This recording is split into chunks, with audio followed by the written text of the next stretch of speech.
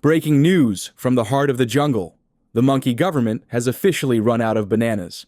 No bananas for soldiers, no bananas for scientists, no bananas for the poor monkey who counts other monkeys' bananas. The great banana supply has frozen solid, treasury empty, panic rising.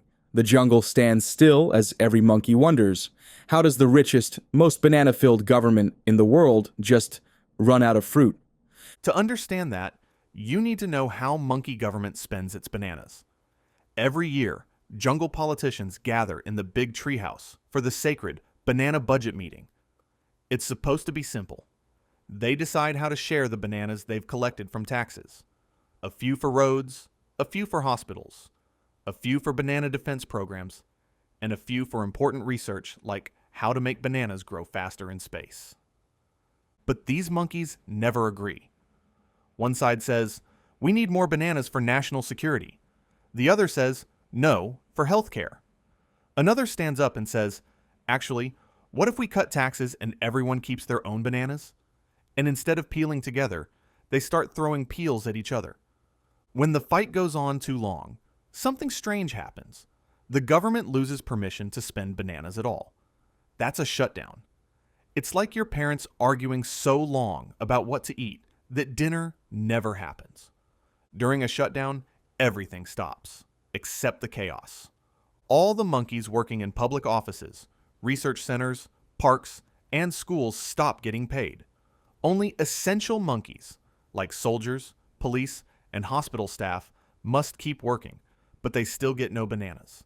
It's like protecting the banana vault all day, guarding billions of bananas you can't even touch.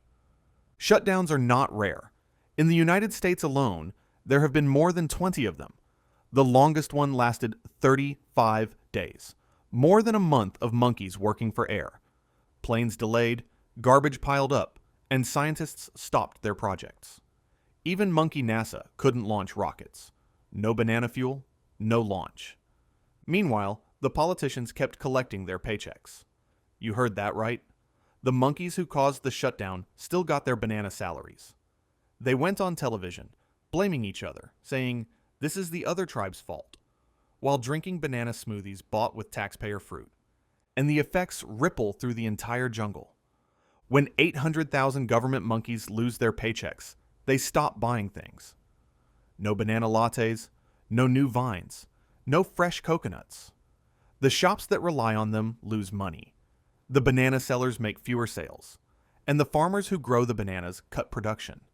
The banana economy slows down like a sloth on a treadmill. Shutdowns hurt the trust in the system too. Monkey citizens start wondering, wait, if the government can't even pay itself, how can it pay us? Businesses delay projects. Investors hesitate. Jungle morale drops. It's not just about lost bananas. It's about lost confidence. And the funniest part? A shutdown doesn't even save bananas. When it's finally over, all those unpaid monkeys must still be paid retroactively, every banana they missed. So the total cost to the jungle grows even bigger. During the 2019 shutdown, the US government lost over 11 billion bananas worth of productivity. So the shutdown costs more than it saves. It's like closing the banana shop for a month just to prove a point, then realizing you still have to pay rent, electricity, and security when it reopens. Shutdowns are basically a very expensive tantrum.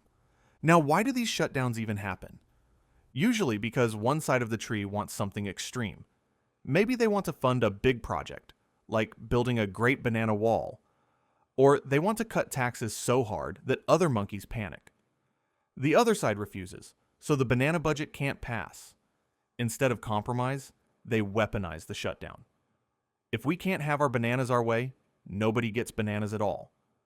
It's the political version of a toddler throwing a banana across the room because it's slightly too brown.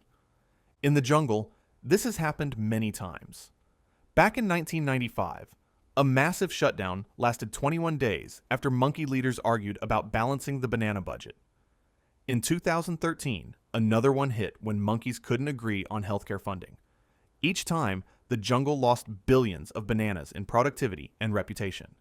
The economy slowed, morale fell, and monkey trust in leadership dropped lower than a rotten fruit. The real victims are always regular monkeys. The everyday workers who pay their banana taxes and expect the system to function. Imagine a monkey family living off government work. Suddenly, the paycheck stops coming. Rent due. Food prices rise. And the jungle leaders on the hill are still arguing over principles. Monkey soldiers still standing guard with no lunch. Monkey park ranger sitting in an empty park, unpaid. Monkey scientists staring at a half-finished experiment, waiting for funding to return. It's chaos wrapped in bureaucracy. Now there's a myth that shutdowns are signs of a strong democracy. Like, see, the monkeys can argue freely, but in reality, they're signs of dysfunction. Real teamwork means fighting before the food runs out, not after. Shutdowns don't happen because there are no bananas. They happen because monkeys in charge refuse to share them properly. The vault is full. The trees are heavy with fruit, but the monkeys guarding them can't stop fighting long enough to peel one. And while the government is frozen, the rest of the jungle suffers. New projects stop, permits stall, and payments delay. Every banana stuck in the system means less money moving in the economy. For small businesses and workers, it feels like the jungle clock has stopped. Some rich monkeys barely notice. They have private banana reserves, offshore trees, and safety nets. But small monkeys, the cleaners, the teachers, the public workers, feel the shock immediately. The system punishes those who have the least control over it. What's wild is how predictable it all is. Every time the banana cycle repeats, argument, shutdown, public outrage, compromise, then back to business like nothing happened. Monkeys never learn. They fix the symptoms, not the cause. Because the real issue isn't bananas, it's pride. The desire to be right, to win the argument, even if the whole jungle burns down. Monkeys would rather let the fruit rot than admit they were wrong about how to slice it. When the shutdown finally ends, both sides rush to the cameras to claim victory. "We stood our ground," one says. "We saved the jungle," the other says. And the regular monkeys? They just go back to work, checking if the banana deposit finally arrived in their leaf account. Then, a few months later, it all happens again. So the next time you hear humans say, "government shutdown," don't imagine an empty treasury. Imagine a room full of monkeys in suits, throwing bananas at each other, screaming, "It's your fault," while the rest of the jungle waits outside, hungry. Because the truth is, the government didn't run out of bananas. It ran out of teamwork, common sense, and maybe a little bit of maturity. Until the leaders learn to share the bunch, the jungle will always live one argument away from another shutdown.